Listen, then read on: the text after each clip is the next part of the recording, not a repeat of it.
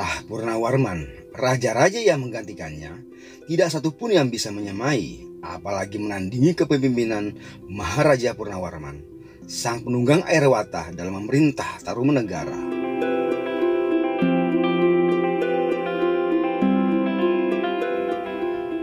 Sementara di Jawa Barat, kerajaan Tarumanegara semakin melemah. Di Sumatera, kerajaan Sriwijaya sedang bertransformasi dari sebuah kerajaan kecil di muara Sungai Musi menjadi kekuatan besar yang sanggup mengontrol jalur perdagangan internasional di Selat Malaka. Ke barat, ekspedisi militer Sriwijaya menancapkan pengaruhnya sampai ke Thailand dan Kamboja. Sementara ke timur, ekspedisi militer Sriwijaya menggulung pesisir utara Jawa dengan semangat menghukum bumi Jawa, seperti yang tercatat dalam prasasti Kota Kapur yang berangkat tahun 686 Masehi. Prasasti ini ditemukan di Pulau Bangka.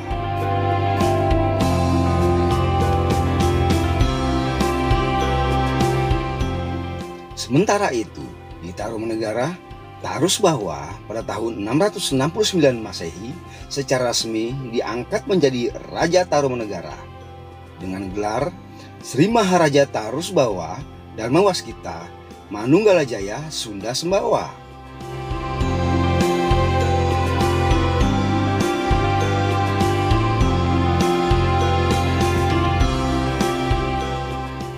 Kebijakan strategis Tarusbawa setelah menjadi Raja Tarumanegara adalah memindahkan ibu kota kerajaan dari Sundapura di pesisir utara Jawa Barat menjadi lebih masuk ke dalam, tepatnya ke hulu sungai Cipakancilan yang dikenal dengan nama Pakuan.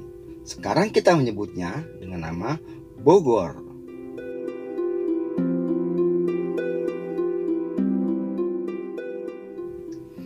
Yang paling krusial adalah Sang Tarusbawa merubah nama kerajaan Tarumanegara menjadi Kerajaan Sunda. Kemudian mengirimkan utusan ke negeri Cina untuk memberitahukan bahwa Sang Tarusbawa sekarang adalah raja dari Kerajaan Sunda.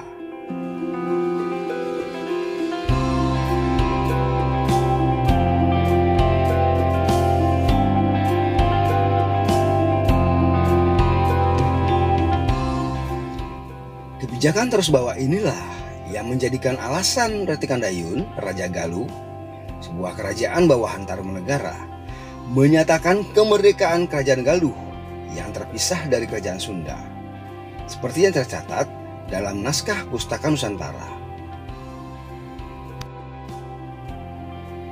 Sejak sekarang, kami yang berada di wilayah sebelah timur Citarum tidak lagi tunduk di bawah kekuasaan Tarumanegara.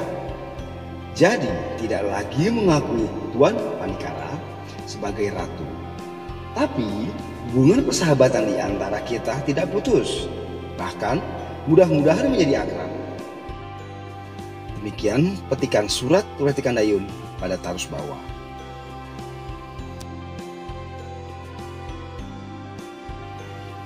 Kalau menurut admin, mungkin dengan mengganti nama kerajaan Tarumanegara menjadi Kerajaan Sunda, Sang Tarusbawa ingin menciptakan momentum dan semangat baru bagi rakyatnya untuk kembali bangkit, menata kehidupan, mengingat kondisi Tarumanegara semakin hancur terpuruk menuju jurang kehancuran.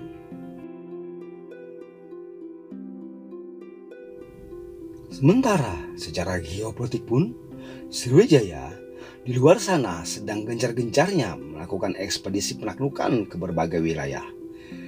Dan kampanye militer menghukum bumi Jawa oleh kerajaan Sriwijaya tampaknya menjadi pertimbangan Sang Tarusbawa untuk memindahkan ibu kota ke Pakuan yang letaknya lebih jauh ke pedalaman. Mungkin untuk menghindari kontak militer langsung dengan armada laut Sriwijaya.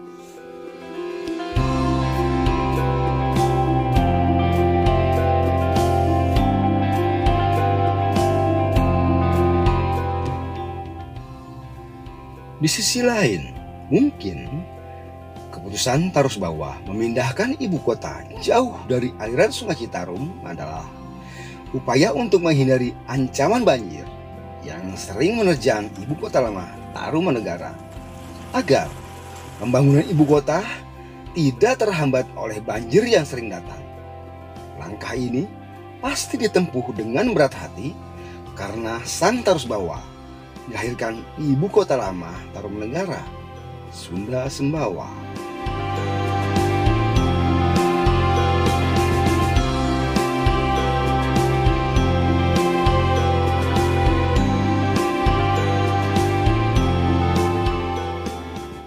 Menurut admin, setelah memindahkan ibu kota ke Pakuan, Tarusbawa bermaksud lebih berkonsentrasi untuk menata perpolitikan di dalam kerajaan Sunda.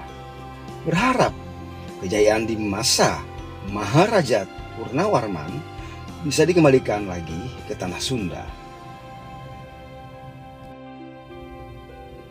Tercatat dalam naskah Carita Parahyangan, pemerintahan kerajaan Sunda menjalankan sistem politik Tritangtu di Buana, 3 penentu urusan di negara, di mana kekuasaan dijalankan oleh 3 pihak, yaitu yang pertama Prabu sebagai pemimpin tertinggi kerajaan, berfungsi sebagai eksekutor sebuah kebijakan.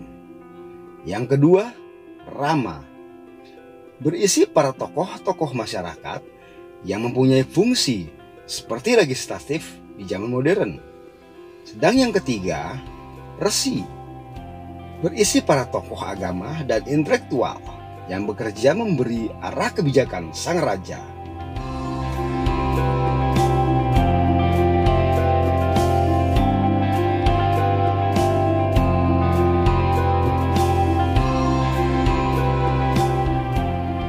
Dalam fragmen Carita Parahyangan tercatat, bentuk federasi ini dikenal dengan istilah Ciri Sabumi Cara Sadesa, di mana setiap wilayah diberi hak otonomi dalam mengatur jalannya kehidupan di masing-masing wilayahnya.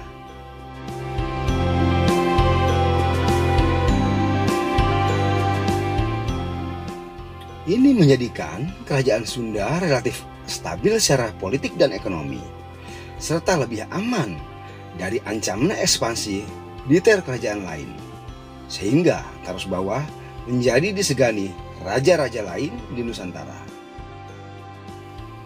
Ini membuat Tarusbawa menjadi penengah ketika Sriwijaya bermaksud menggerakkan kekuatan militernya ke kerajaan Kalingga.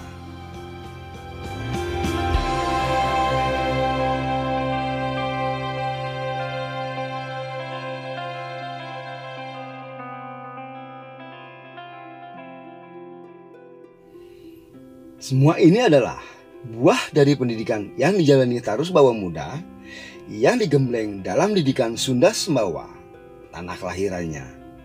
Sehingga di kemudian hari, kerajaan Sunda disegani di Nusantara. Dengan membangun pondasi kepemimpinan yang kuat, maka itu menjadi modal kerajaan Sunda untuk melintasi bentana sejarah sampai 900-an tahun hingga akhir masa Pajajaran di tahun 1579 Masehi.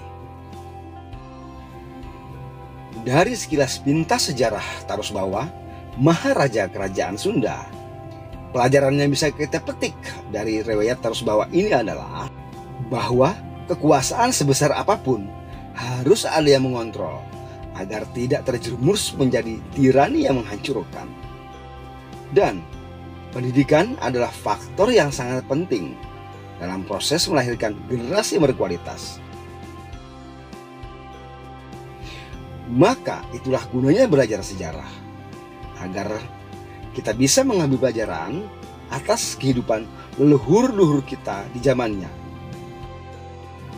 Terima kasih telah menyaksikan, semoga bermanfaat.